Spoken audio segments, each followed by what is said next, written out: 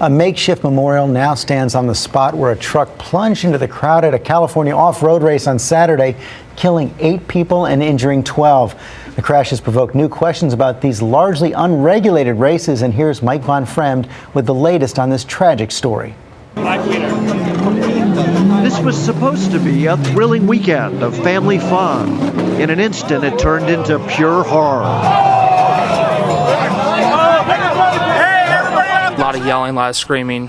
This stretch, called the Rock Pile, is where 28-year-old driver Brent Sloppy hit the jump. His truck racing to approximately 60 miles per hour. Then he apparently hit the brakes and lost control. He couldn't get out of the way of the slower driver and swerved right into the crowd.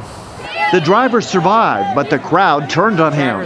He had to be protected by police. People got ran over, just bodies were flown everywhere. Brent Sloppy has not been charged with the crime, and on his Facebook page writes, "So incredibly lost and devastated. My thoughts and prayers go out to all the families and friends involved." There's obviously no such thing as protective guardrails on these off-road race courses, and that's why spectators are told to stay at least 100 feet away from the speeding vehicles. Race fans are also told to stay on just one side of the track. You can see that all the rules were ignored.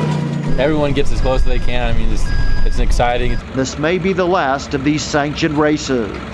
For Good Morning America, Mike Von Fremd, ABC News, the Mojave Desert. And we are joined now by Keith Carty, who not only witnessed this tragic accident, he lost his friend and neighbor, Brian Wolfen, in the crash. Keith, our condolences to you and everyone.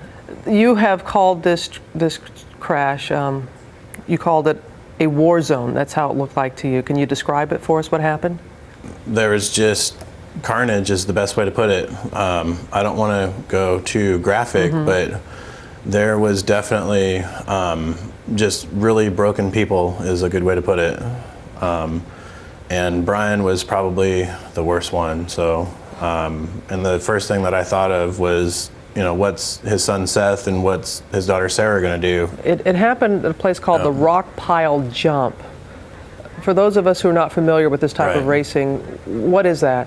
And the Rock Pile Jump is basically the only big jump in this whole course. And so it's the most popular spot to be. It's kind of the center of this race.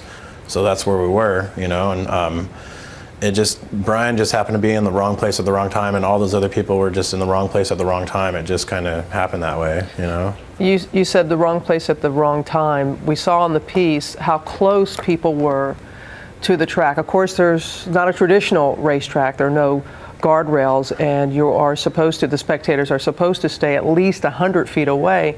And I got to tell you, Keith, it didn't appear that way at all. It seemed like people were much closer than that. You know, it's a matter of common sense, and that's what this whole system is dependent upon. And the people at the bottom of a jump on the outside of a curve, I don't know what else to say, you know. I definitely never put my back to the race trucks, and I was on the top of the jump, and you just have to really keep your head about things.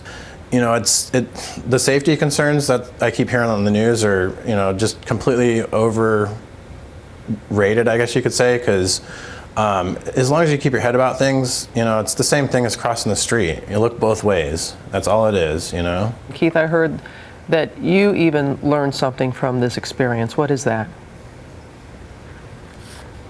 Well, my obsession has been off-roading and preparing my truck and preparing my business. I'm going to pull back on that a little bit and involve my family a lot more, because I've got a 4.5-year-old daughter, and I've got a new one on the way due in December, and I definitely need to start, you know, I'm not giving them enough time, and it's not going to work like this anymore. Well, it sounds like your priorities are going to shift now, Keith.